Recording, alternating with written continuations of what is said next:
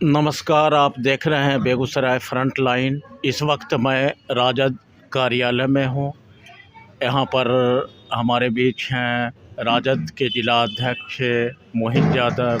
मोहित यादव अपनी बेबाकी से जाने जाते हैं। अपनी बात को स्पष्ट रूप से अपनी और पार्टी के बीच अपनी बात को रखते हैं। मकर संक्रांति के पहले ही ठंड और कोहरे के बीच बिहार की सियासत गर्म हो चुकी है। इसी राजनीतिक मुद्दे को लेकर मैं मोहित जी, राजद के जिला अध्यक्ष हैं, उनसे मैं बात करता हूं। मोहित जी, नववर्ष और मकर संक्रांति की आपको हार्दिक शुभकामनाएं। चलिए, बेगूसराय फ्रंट लाइन के जो भी हमारे मीडिया बंधु साथी हैं, संपादक जी हैं, मैं अपनी ओर से जिला राष्ट्रीय जनता दल की ओर से नववर्ष और मकर संक्रांति के मौके पर हार्दिक बधाई और शुभकामनाएं। बिहार की सियासत एकाएक गर्मा गई है, इस पर आप क्या कहेंगे? बिहार के सियासत स्वाभाविक है। जब लोकतांत्रिक तरीके से किसी भी समय जब कार्य राज्य में हो या देश में जब आरंभ होता है तो स्वाभाविक है जो लोकतंत्र को चाहने वाले व्यक्ति नहीं हैं वो हमेशा लोकतांत्रिक सरकार को कोसते रहते हैं। आज यही स्थिति और परिस्थिति बिहार में है। शिक्षा मंत्री के बयान को आप किस रूप में देख रहे हैं? शिक्षा मंत्री जी का जो बयान आया है, देखिए, सबसे पहले जिस बिंदु पर और शिक्षा मंत्री जी के बयान पर पूरे जो धर्म के नाम पर अपना रोजगार चलाते हैं, धर्म का ठेकेदार हैं, जो हमारे आदि जो ईश्वर हैं, जो ब्रह्म हैं, उनको बदनाम करने के लिए एक से एक प्री प्लानिंग ये लोग नौटंकी करते रहे हैं। रही बात शिक्षा मंत्री जी का जो बयान आया है, आप जानते हैं रामचरितमानस की रचना कब हुई, किनके द्वारा हुई, ये तमाम लोग जानते हैं। 16वीं सदी में अकबर शासनकाल में रामचरितमानस की रचना हुई थी। और क्यों किया गया था रामचरितमानस की रचना? उस समय वैष्णव धर्म को मानने वाले लोग और शिव भक्तों में कत्लेआम हो रहा था, एक दूसरे को हत्या पर उतारू था, लोग लड़ रहे थे, मर रहे थे, कट रहे थे। जो अकबर कालीन जो नवरत्न थे, उस समय के विद्वान जन जो थे, विद्वानों की एक सभा हुई, उसमें रामचरितमानस के रचयिता तुलसीदास जी को यह आदेश दिया गया, एक ऐसा साहित्य को निर्माण करें जिससे आपस में भाईचारा बरकरार रहे, जो कत्लेआम हो रहा है समाज में उस पर रोक लगे। आप इस बयान को, शिक्षा मंत्री के बयान को लेकर जो है बिहार में सियासत गर्म हो गई है, भाजपा में उबाल है, इसको आप किस रूप में आप देख रहे हैं? क्या कहना चाहेंगे आप? मेरे मित्र, मैं वही रामचरितमानस की चर्चा कर रहा था और तुलसीदास जी के द्वारा रामचरितमानस की रचना की गई, जिसमें दर्शाया गया है राम वही हैं, कृष्ण वही हैं, ब्रह्मा वही हैं, विष्णु वही हैं, अल्लाह वही हैं। सेम आपसी भाईचारा के लिए एक साहित्यिक रूप में लोगों में एकत्र करने के लिए, आपसी भेदभाव मिटाने के लिए रामचरितमानस की रचना की गई थी। लेकिन उसमें लेखकों के द्वारा कुछ पंक्तियां इस तरह का दर्शाया गया है जो न्याय उचित नहीं है, जिसे हमें हमारा शिक्षा मंत्री जी ने कहने का काम किया था। अब रही बात जो ये पाखंडी लोग सब जो हैं, इनके नाम पर जो राजनीतिक गोटी सेक रहे हैं, उनको ये कष्ट हो रही है, उनको ये तकलीफ हो रही है। क्यों हो रहा है वो जान लें।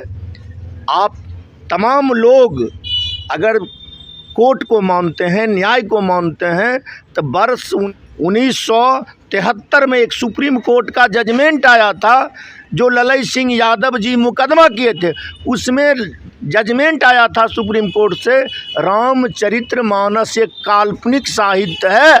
इस बयान को लेकर बिहार में भूचाल आ गया है।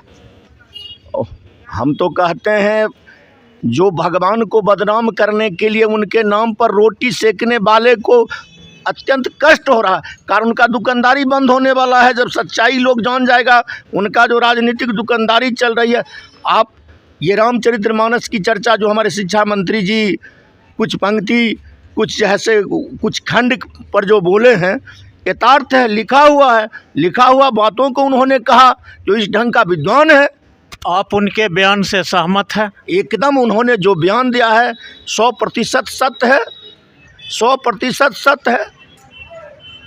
मैं उनके बयान से सहमत हूँ। उनके द्वारा जो बयान दिया गया है वो 100% सत्य है। तो इस पर जो राजनीति गरमा गया है, पूरे प्रदेश की राजनीति ठंड और कोहरे के बीच, इस पर आप क्या कहेंगे? देखिए, राजनीति जो धर्म के नाम पर राजनीतिक सेकने वाले लोग हैं, राजनीतिक रोटी सेकते हैं, जिनके धर्म के नाम पर इस देश में सत्ता कायम रखना चाहते हैं, उनको अपार कष्ट हुआ होगा। और किस तरह से आप मैं राष्ट्रीय जनता दल के जिलाध्यक्ष हूँ। हमारे जो नेता हैं, हमारे पार्टी के जो राष्ट्रीय अध्यक्ष आदरणीय लालू प्रसाद यादव जी हैं, उन्होंने 14 के लोकसभा के चुनाव में बेगूसराय जिला के में हो या बिहार के तमाम ज़िलों में या देश के अन्य राज्य में जाकर एक शब्द कहने का वो काम करते थे। जो अगर भारतीय जनता पार्टी की सत्ता इस देश में हुई तो ना इस देश का संविधान बचेगा, ना इस देश में न्यायपालिका रहेगा, जिससे जीता जागता मित्रों उदाहरण है राष्ट्रीय अध्यक्ष जी का कथन 100% सत्य हुआ। एक जजमेंट आया है जो राम जन्मभूमि और बाबरी मस्जिद का जो परिचर्चा हो रही है, जो सुप्रीम कोर्ट के जस्टिस के द्वारा जो जजमेंट दिया गया, उनके एवज में उन्हें राज्यसभा भेजा गया। किस तरह के जजमेंट दिया जाता है, इस पर भी संदेह है। ये सुनने में आ रहा है मकर संक्रांति का भोज होने वाला था, वो भी कैंसिल कर दिया गया है राजद की तरफ से, महागठबंधन की तरफ से। कहाँ तक इसमें सच्चाई है? देखिए, इसमें हम लोगों के लिए बहुत दुखद समाचार प्राप्त हुआ है। इस देश के समाजवाद के धरोहर मंडल मसीहा आदरणीय शरद जी हम लोगों के बीच नहीं रहे। आज तमाम ये बिहार के जो चूड़ा दही का भोज होने वाला था वो स्थगित नहीं हुआ।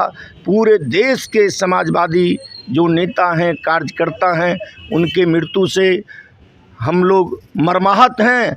हमने एक युग पुरुष को खोया है। इसलिए मकर संक्रांति के अवसर पर जो राजमाता राबड़ी जी के आवास पर जो कार्यकर्ताओं को बीच चूड़ा दही का भोज होने वाला था वो स्थगित कर दिया गया है। भारतीय जनगणना पर भी भाजपा हल्ला बोल कर रही है, सुप्रीम कोर्ट में भी इसका केस गया है, इस पर आप क्या कहेंगे? देखिए, जातीय जनगणना बिहार सरकार के द्वारा जो आरंभ किया गया है, यह बिहार सरकार का सराहनीय कदम है। हम स्वागत करते हैं। मित्रों, आप जान लीजिए, हर चीज़ को गणना होता है। अब मकान गणना होता था, पशु गणना होता था, पक्षी गणना होता था। जातीय आधारित गणना जिसको कह रहे हैं अभी जो चल रहा है, इससे लोगों को क्या क्या फ़ायदा हो सकता है, इस पर बताइए आप। देखिए, जातीय जनगणना के आधार पर जो मंडल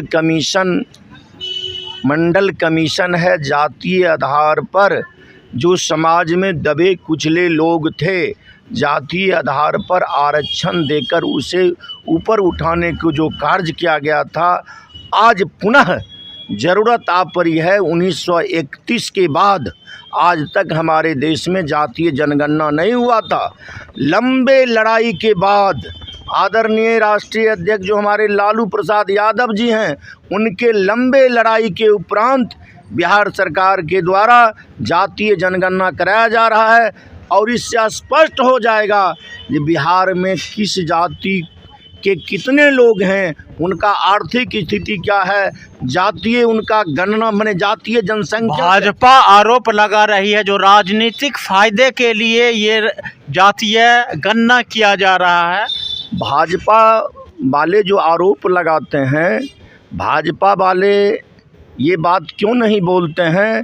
मैं धर्म के हफीम पिलाकर इस देश के अवाम को कत्लेआम करवा रहे हैं, इस बात पर कभी डिबेट भाजपा वाले, कभी हल्ला बोल किए? भाजपा वाले जो इनके प्रधानमंत्री के द्वारा नोटबंदी किया गया, उससे पूरे देश में त्राहिमाम हुआ, देश बर्बाद हो गया, देश के हजारों फैक्ट्रियां बंद हो गई, उस पर भाजपा बोला हल्ला क्यों नहीं किए?